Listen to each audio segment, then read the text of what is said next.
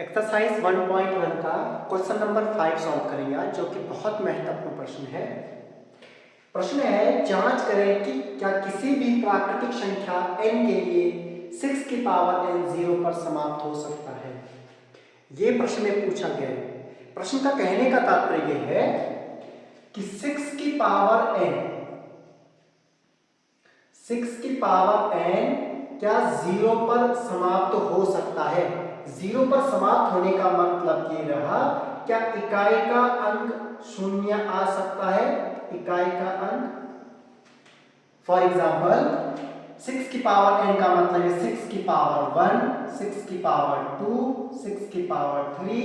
ऐसा करते करते करते क्या कभी ऐसी सिचुएशन आएगी कि ये 0 पर समाप्त हो सकते हैं या इकाई का अंक शून्य आ सकता है। यदि इस प्रकार से मैं 6 की पावर 1 करूं, 6 की पावर 2 करूं, 6 की पावर 3 करूं, तो क्या कभी शून्य आ सकता है इकाई का अंक। तो इसके लिए हम एक सूत्र, एक फॉर्मूले की सहायता से इसको हल करेंगे। यदि हमको पता होना चाहिए, यदि किसी भी संख्या के इस ढंग से इसको हल करेंगे के अभाज्य गुणनखंड, किसी भी संख्या के अभाज्य गुणनखंड 2 की पावर m इंटू 5 की पावर n के रूप में होते हैं, तो शून्य पर समाप्त होता है। ये यूं कहें, इकाई का अंक शून्य आता है, शून्य पर समाप्त होता है। यदि किसी भी संख्या के अभाज्य गुणनखंड 2 की घात और 5 की घात के रूप में हो। इसी प्रकार से यहां पर अब संख्या है 6। अब 6 के हम यहां पे प्राइम फैक्टर ज्ञात करते हैं 6 के, तो 6 के हमने प्राइम फैक्टर निकाले 2 3 जा 6 और 3 1 जा 3।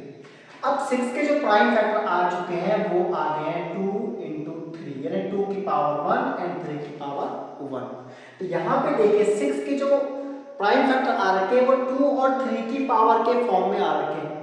और यहाँ 0 पे समाप्त होने के लिए 2 और 5 की घात के रूप में आना चाहिए था, है ना। न्यूनतम पावर तो 1 होनी चाहिए थी। तो 2 तो है यहाँ पे पर 5 नहीं है। इसका मतलब क्या हुआ?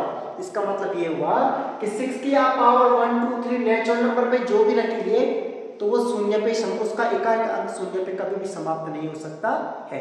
उसके लिए 6 के प्राइम फैक्टर को 2 और 5 की घात के रूप में होना चाहिए था, जो कि नहीं है। इस प्रकार से हम यहाँ पर लिख सकते हैं, चूंकि 6 के अभाज्य गुणनखंड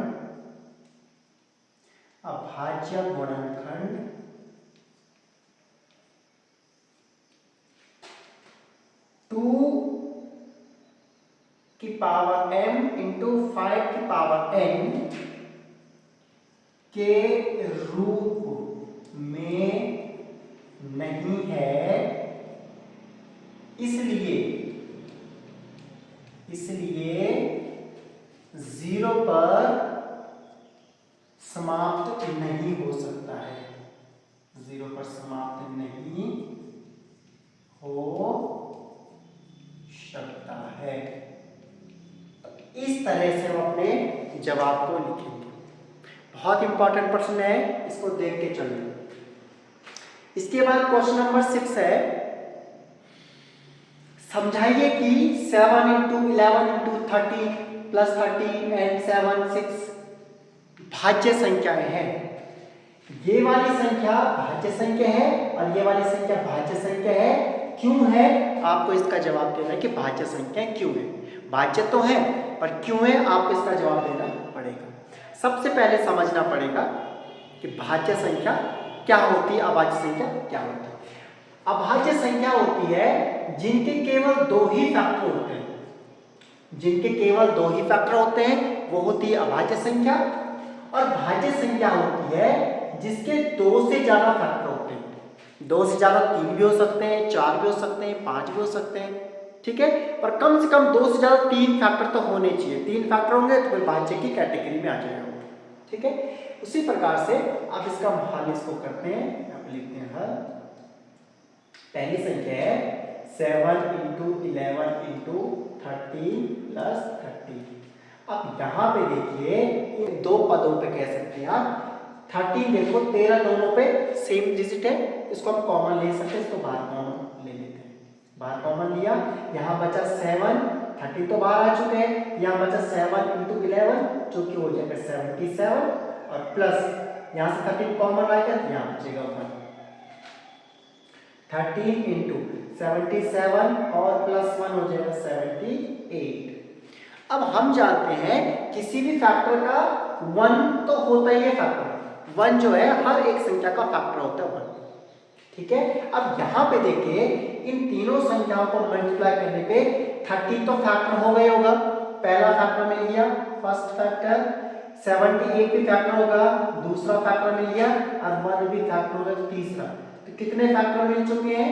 3 फैक्टर मिल चुके हैं हमको, 3 गुणनखंड मिल चुके हैं। और हम जानते हैं कि भाज्य संख्या होने के लिए 2 से ज्यादा गुणनखंड होते हैं तो वो संख्या भाज्य संख्या कहलाती है।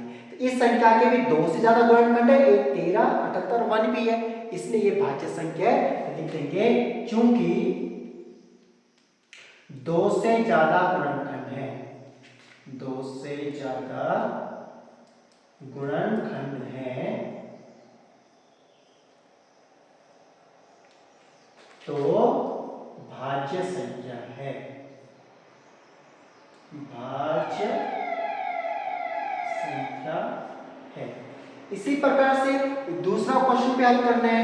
यहाँ पर देख लीजिए 7 into 6 into 5 into 4 into 3 into 2 into 1 plus 5। अब यहां से फिर से दो पदों में देखिए दोनों पे कॉमन क्या है, इस तरफ 5 है प्लस किस तरफ, और यहाँ भी एक फैक्टर 5 आपको मिलेगा। तो 5 को दोनों में पहले बाहर कॉमन ले लेते हैं। अब क्या बचा हमारे पास, सच की 42 और 42 84 और 84 गुणा 12, 84 गुणा 12 कर दीजिए, 84 गुणा 12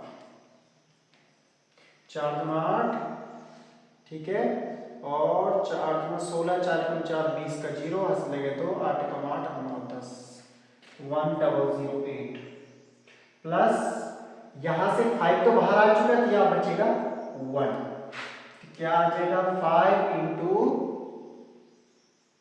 1008 प्लस 1 हो जाएगा 1009। 1 फिर यहाँ कॉमन फैक्टर, 1 फैक्टर सबका ही होता है, तो यहाँ भी देखो एक फैक्टर हो जाएगा 5, एक फैक्टर होगा 1009 दूसरा, और एक हो जाएगा 1 तीसरा। इसके लिए भी कुल 3 फैक्टर हैं, तो 3 फैक्टर तो फिर क्या हो जाएगी भाज्य संख्या हो जाएगा। आप यहाँ पर लिख सकते हैं अर्थात भाज्य संख्या है, अर्थात भाज्य संख्या है, क्योंकि इसके 3 गुणनखंड है, अर्थात भाज्य संख्या है।